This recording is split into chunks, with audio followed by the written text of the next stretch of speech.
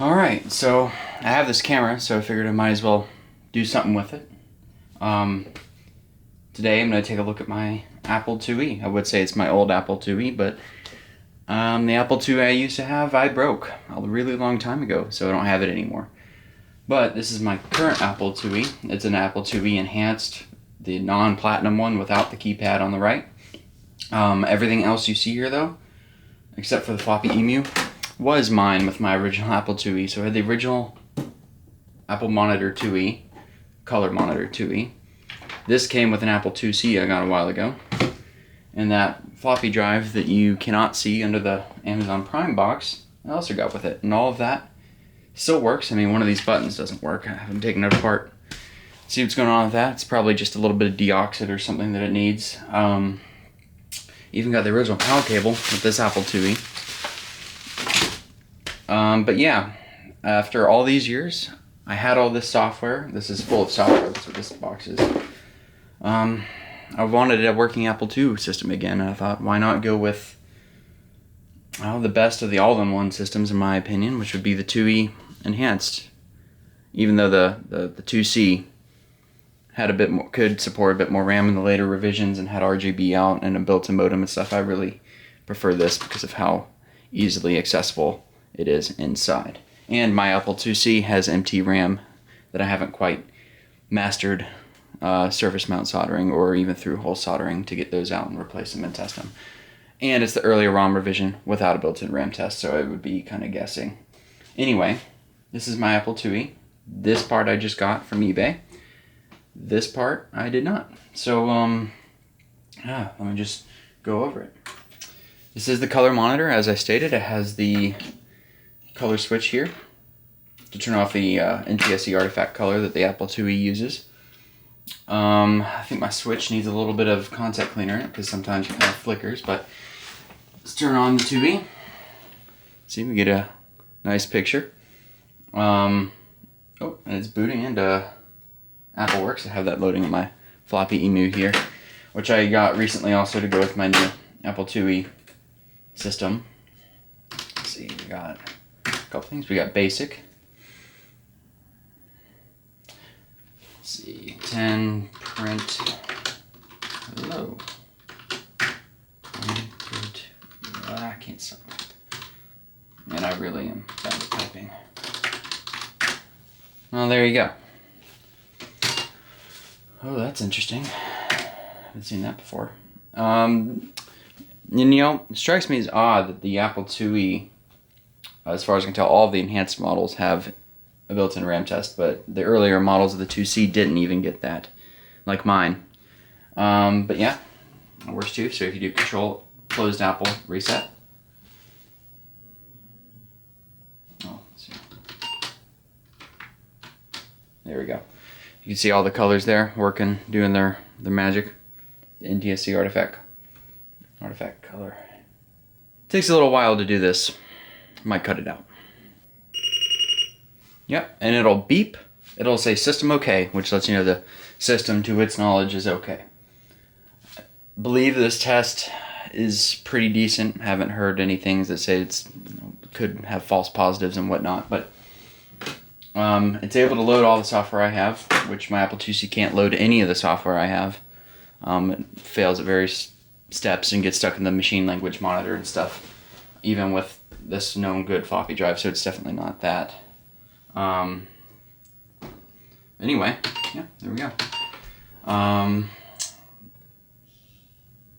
Let me load another piece of software here, which is really cool. Let's see, change disk 1, which is the 1984 Christmas demo. It's a little bit early for that, but hey, what the heck. It's a pretty neat program. So this would have been what you would have seen running on the Apple IIe and IIc systems and store displays in the mid-80s. It would have a full color demo, unless it was an Apple IIc with the little green monochrome monitor, then it would of course be green monochrome. But the program is written in color, even though it pretty much exclusively advertises the IIc, but that's besides the point. Let's see what else we got here. We also got a Gold Fashioned Oregon Trail, which I did have on disc, but unfortunately the disc no longer works. It's a long story with all these discs in my original Apple IIe that I had, which was actually a platinum model. There you go, MECC, the Oregon Trail. Travel the trail. You can do whatever you want. You can even see the Oregon Trail top 10.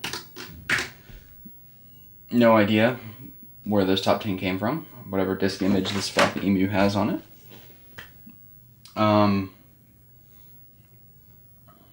You can see there the high score of all those random people. So the story with my original Apple IIe. I got it when I was very young in elementary school, maybe first or second grade. And, well, it was the only one left at my elementary school. My elementary school bought a fleet of them, I guess in the 80s or 90s. With the full color screen, external 5 1/4 inch floppy drive, and the IIe Platinum machine itself. And I was really into technology back then, so since my mom was a teacher and we were all pretty close-knit like that, I was able to negotiate a deal with my principal where if I met my AR goal for that quarter, I got to take home the unit. All of it, including all the software that they still had. Even though it was the only IIe left and they still had it set up on a table in an empty classroom for some reason. But that was pretty neat. And I messed with it a whole lot. My dad went to school there when they still had all the IIes, so he showed me some stuff. How to use these discs and whatnot. All the games that were on there. Some of these actually still work, like one that I had fun playing back then was Number Munchers. I still have that in here too. But this floppy emu is really helpful for running all the software I would ever want. Even if these discs fail, even though there's something about loading a real disc that's just really cool. Especially for me, who likes older technology and the inner workings of older technology. So, as I mentioned, I was really young when I got my first IIe.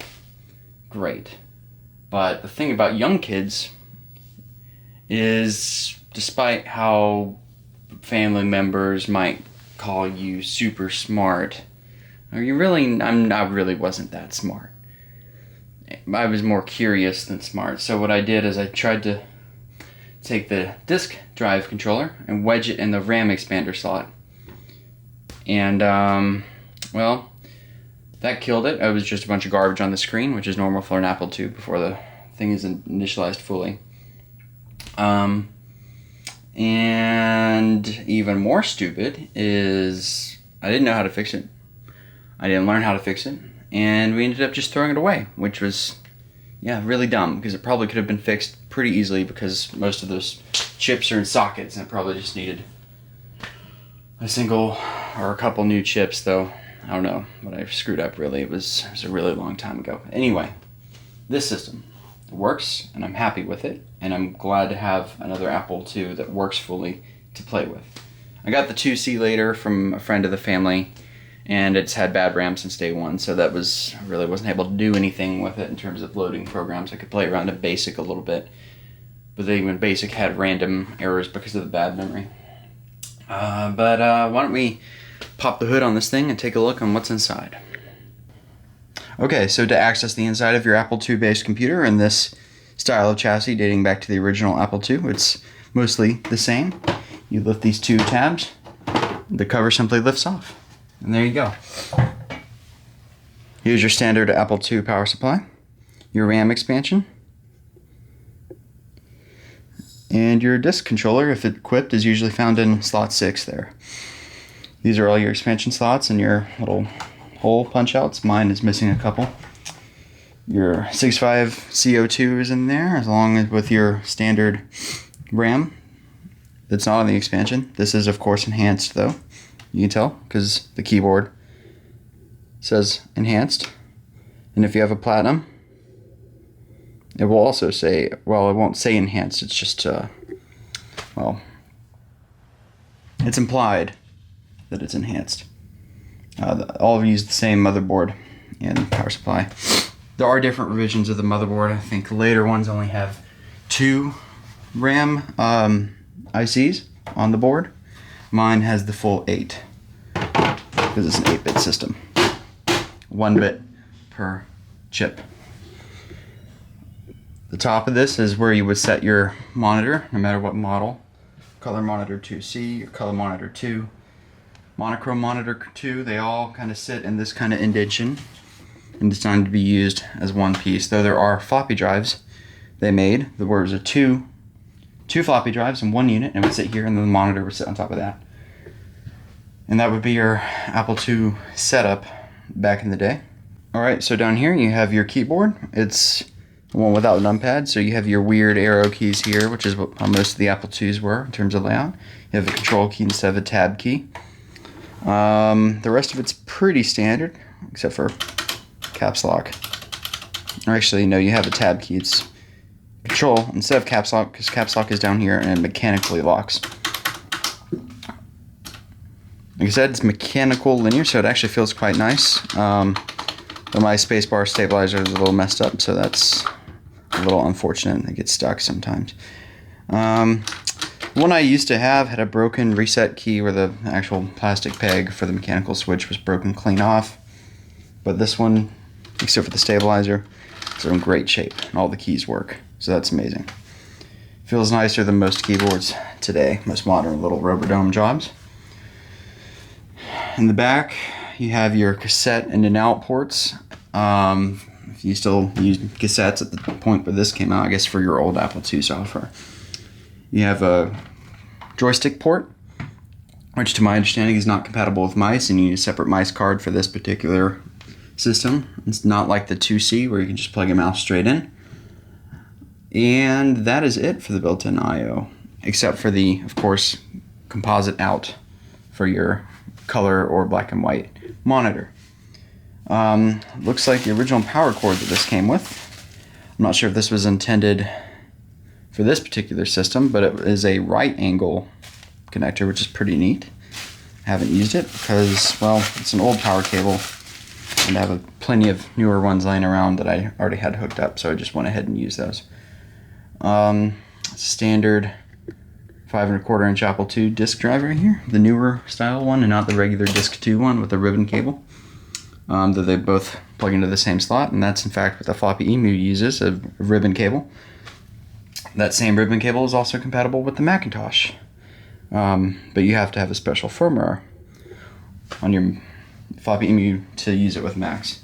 So that's a little bit interesting. So yeah, that was just a little brief overview of my Apple IIe setup here, and some backstory about my history with the Apple II series of computers and how I really broke my first one. But I've hopefully learned my lesson and have a new system in my collection. That flickering, I think, is actually my crappy old composite RCA cable messing up, because it wasn't doing that before, but I unplugged it and replugged it for this. Probably could use a little bit of contact cleaner as well. But yeah, hope you enjoyed, and I may do some more videos soon about, I don't know, old network equipment stuff and projects with that, or who knows. So thanks for watching, and catch you next time.